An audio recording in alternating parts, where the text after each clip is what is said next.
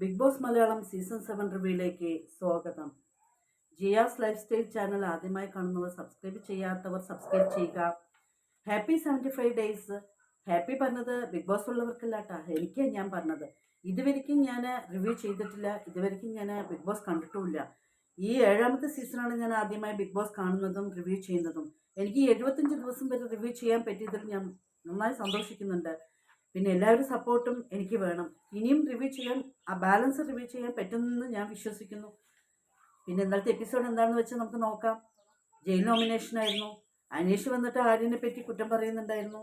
ആര്യൻ വന്നിട്ട് കോയിൻ കട്ടു big boss ഇന്നമാതിരി Aryan രാത്രിയൊക്കെ food കഴിക്കുന്നു, എല്ലാവരും കാണാതെ പോയി കഴിക്കുന്നു എന്നൊക്കെ പറഞ്ഞ് കംപ്ലൈൻറ്റ് പറഞ്ഞു. അതേപോലെ ഓരോരുത്തരെ കുറിച്ചിട്ട് കംപ്ലൈൻറ്റ് ഇന്നലെ ജയിൽ നോമിനേഷന് കംപ്ലൈൻറ്റ് എപ്പോഴും പറയുമല്ലോ, അതുപോലെ പറഞ്ഞു.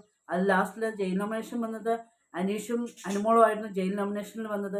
അനീഷിന് ഭയങ്കര സങ്കടമായി. അനീഷ് പറഞ്ഞു, എപ്പോഴും അനീഷിനാണല്ലോ മാക്സിമം ജയിൽ നോമിനേഷൻ കിട്ടുന്നത്.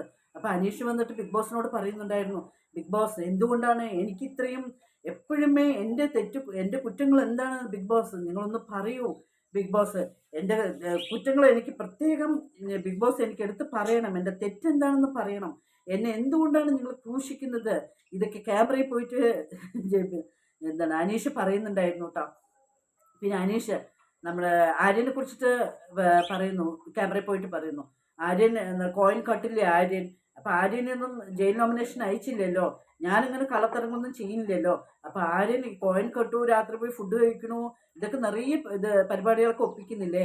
അപ്പം എന്നെ മാത്രം എന്താ ബിഗ് ബോസ് നിങ്ങൾ ഇങ്ങനെ ചെയ്യുന്നത് എന്നുള്ള രീതിക്ക് ആര്യനെ പോയി അവിടെ പോയി കംപ്ലൈൻറ്റ് പറഞ്ഞ് സങ്കടപ്പെടുന്നുണ്ടായിരുന്നു. അപ്പോൾ ആര്യൻ വന്നിട്ട് അനീഷിനെ പിടിച്ചിട്ട് ഹഗ് ചെയ്യുന്നുണ്ടായിരുന്നു. ഹഗ് ചെയ്തിട്ട് അയ്യോ ബിഗ് ബോസ് പറഞ്ഞിട്ട് കരഞ്ഞിട്ട് കോമഡി പോലെ അവിടെ ചെയ്യുന്നുണ്ടായിരുന്നു അനീഷിനോട്.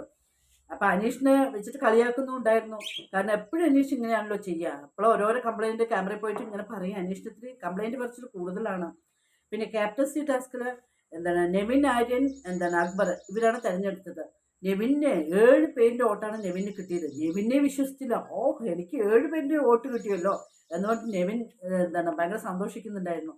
പിന്നെ സീക്രട്ട് ടാസ്ക് ആയിരുന്നു പിന്നെ കൊടുത്തത്. സീക്രട്ട് ടാസ്ക് വന്നിട്ട് ഷാനവാസിനെ കൺഫെക്ഷൻ റൂമിലേക്ക് വിളിച്ചിട്ട് ഷാനവാസിനോട് പറഞ്ഞു, അന്നത്തെ ഒരു സീക്രട്ട് ടാസ്ക് ഉണ്ടായിരുന്നല്ലോ, ആര്യന് കൊടുത്തത്, അതിന് കംപ്ലീറ്റ് കൊളവാക്കിയല്ലോ ഷാനവാസ്. അതിന് വേണ്ടിയിട്ട് ഷാനവാസിന് മാത്രം സ്പെഷ്യലായിട്ട് ഇപ്പോൾ ഒരു സീക്രട്ട് ടാസ്ക് കൊടുത്തിരിക്കുന്നു. അപ്പോൾ പറഞ്ഞു, ഇത് ഒരു സീക്രട്ട് ടാസ്ക് ചെയ്യണം, ആരെയാണ് അതിന് നോമിനേഷൻ ചെയ്യുന്നതെന്ന് നമ്മൾ ഷാനവാസിനോട് ചോദിച്ചു. ഷാനവാസ് എടുത്തതെന്ന് പറഞ്ഞു ആദിലയാണ് എന്ന് പ്രത്യേകം പറഞ്ഞു. പിന്നെ ഒരിക്കൽ ചെയ്യാൻ പറ്റാത്ത സീക്രട്ട് ടാസ്ക് ബിഗ് ബോസ് എന്തുകൊണ്ടാണ് ഒരിക്കൽ ചെയ്യാൻ പറ്റാത്ത ടാസ്ക് വീണ്ടും ഷാനവാസിന് കൊടുത്തതെന്ന് നമുക്ക് മനസ്സിലാവാൻ പറ്റില്ല കേട്ടോ. അതിന് അക്ബറിനോട് പോയിട്ട് പറയണം, ഇവനോടൊക്കെ പറഞ്ഞ് എന്നിട്ട് വേണം ഇവന് ചൂസ് ചെയ്യാൻ തന്നെ. അക്ബർ, ആര്യൻ, നെവിൻ, ലക്ഷ്മി, സാബുമാൻ ഇവരുടെ അടുത്തൊക്കെ പോയിട്ട് പറഞ്ഞു. അവരെല്ലാവരും സമ്മതിച്ചു, ഓക്കെ എന്ന് പറഞ്ഞു. എല്ലാവരും നന്നായിട്ട് അതിൽ നോമിനേഷൻ ചെയ്തു. അയ്യോ, ഇത്രയും ഷാനവാസെ പ്രതീക്ഷിച്ചില്ല, ഇനി വല്ല കൊളാകുമോ എന്നുള്ള ഒരു ഫീലിങ്സ് ഫേസിൽ കാണുമ്പോൾ നമുക്കത് മനസ്സിലാക്കാൻ പറ്റുന്നുണ്ട്. എല്ലാവരും ചേർന്നിട്ട് അതിനെ നോമിനേഷൻ ചെയ്തു. ഒറ്റ ദിവസം തന്നെ സീക്രട്ട് ടാസ്ക് പറയുമ്പോൾ വൈകിട്ട് മിഡ് വീക്ക് എവിക്ഷനാണ് കേട്ടത്. അപ്പോൾ അതിൽ എല്ലാവരും ചേർന്ന് ആദിലെ പറഞ്ഞതുമേ ആദിലേക്ക് ഷോക്കായി നിൽക്കണില്ല. എന്താ സംഭവിക്കുന്നതെന്നേ മനസ്സിലാക്കാൻ പറ്റുന്നില്ല. ഏൻ്റെ പണിയാണല്ലോ എല്ലാവരുടെയും ഒപ്പിക്കുന്നത്. അപ്പം അതേമാതിരി എനിക്ക് വേണ്ട പണി കിട്ടി, ഞാനും ഇനി പുറത്ത് പോവുകയാണല്ലേ എന്നും വിചാരിച്ച് അതിൽ ഷോക്കായിട്ട് നിൽക്കുന്നുണ്ടായിരുന്നു. ശരിയെന്നും പറഞ്ഞു, വിഷമിച്ചു, സങ്കടപ്പെട്ടു. ശരി, എല്ലാവരോടും ബൈ പറഞ്ഞു. അപ്പോൾ ഷാനവാസിനോട് ഷെക്കൻഡ് കൊടുക്കാൻ ശരിയെന്ന് പറയുമ്പോൾ ഷാനവാസ് കൊടുത്തില്ല. ഷാനവാസിന് പേടി. കാരണം ശരിക്കും ഇങ്ങനെ ആള് പുറത്ത് പോകുമോ എന്നുള്ളൊരു ഉള്ളിലൊരു പേടിയൊക്കെ ഷാനവാസിന് ഉണ്ടായിരുന്നു.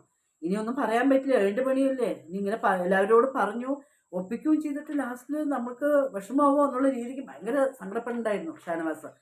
പിന്നെ ഗേറ്റ് വന്നിട്ട് ഓപ്പൺ ചെയ്തു. അതിൽ അവിടെ ഗേറ്റിൻ്റെ മുൻവശത്ത് പോയതുമേ ബിഗ് ബോസ് അനൗൺസ് ചെയ്തു, അതിൽ വന്നോളൂ, അകത്തേക്ക് വന്നോളൂ എന്നും പറഞ്ഞിട്ട് പറയുന്നുണ്ടായിരുന്നു. അപ്പം ഇവിടെ അതിലേക്ക് സന്തോഷമേ നിൽക്കുന്നില്ല. പോയി ഷാനവാസിനെ ഇട്ടിട്ട് കടിക്കുന്നുണ്ടായിരുന്നു, ഹഗ് ചെയ്യുന്നുണ്ടായിരുന്നു. അവർക്ക് ഏട്ടനാണല്ലോ, ഏട്ടന് അനിയത്തി കുട്ടികളാണല്ലോ, അനിയത്തി കുട്ടികൾ എന്തൊക്കെയാ ചെയ്യുന്നത്. ആ സ്നേഹപ്രകടനം നമുക്കത് കാണണം അവിടെ. നന്നായിരുന്നു. കാരണം ഒരു ഫോണും ഇല്ല, ആരുമായിട്ടുള്ള ഒരു കോണ്ടാക്റ്റും ഇല്ലാണ്ടിരിക്കുമ്പോൾ ഉള്ള അവരുടേതായ ബന്ധം പറയണത് ഏറ്റവും വലുതാണല്ലോ. അത് ആർക്കും അത് പറഞ്ഞാൽ മനസ്സിലാക്കാൻ പറ്റില്ല. 10-75 ദിവസമൊക്കെ കൂടെ ഇരിക്കുമ്പോഴുള്ള ഒരു അഫക്ഷനും അറ്റാച്ച്മെൻറ്റും അത് വേറെ തന്നെയാണ്. നമുക്കൊന്നും പറഞ്ഞാൽ നമ്മൾ അനുഭവിക്കുന്നവർക്കല്ല അതിൻ്റെ ഫീലിങ്സ് അറിയാൻ പറ്റുള്ളൂ. പിന്നെ ഉജാല എൻ്റെ ഫ്രഷിൻ്റെ സ്പോൺസർ ടാസ്ക് ഉണ്ടായിരുന്നു കേട്ടോ. അതിൽ ഒരേ ടീമാണ് ജയിച്ചത്. 2 ടീമുണ്ടായിരുന്നു. അത് ലക്ഷ്മി, സാബമാൻ, ആദില ഇവരാണ് ഇതിൽ ജയിച്ചതും അവർക്ക് ഗിഫ്റ്റും ഒക്കെ കൊടുത്തിട്ടുണ്ടായിരുന്നു. ഇതൊക്കെയായിരുന്നു ഇന്നത്തെ എപ്പിസോഡ്. മറക്കാതെ ചെയ്യുക, ലൈഫ് സ്റ്റൈൽ ചാനൽ കാണുക, സപ്പോർട്ട് ചെയ്യുക, ലൈക്കും കമൻറ്റും ചെയ്യുക. വീണ്ടും നാളെ കാണാം. ബൈ.